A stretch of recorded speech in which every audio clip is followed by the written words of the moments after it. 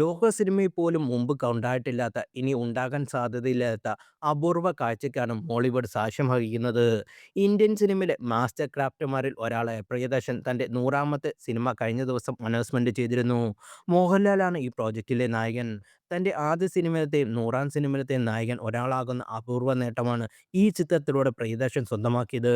കഴിഞ്ഞ ദിവസമാണ് ചിത്രം ഔദ്യോഗികമായി അനൗൺസ്മെന്റ് ചെയ്തത്. ആശുഭാ സിനിമാസാണ് ഈ ചിത്രം നിർമ്മിക്കുന്നത്.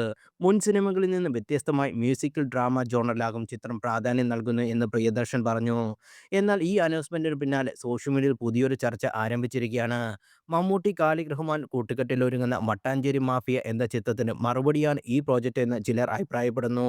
മമ്മൂട്ടി മട്ടാഞ്ചേരി മാഫിയയ്ക്കൊപ്പം കൈകോർക്കുമ്പോൾ മോഹൻലാലും ട്രിവാൻഡ്രം ലോബിക്കൊപ്പം ചേരുകയാണെന്നുള്ള ചർച്ചയുമുണ്ട്.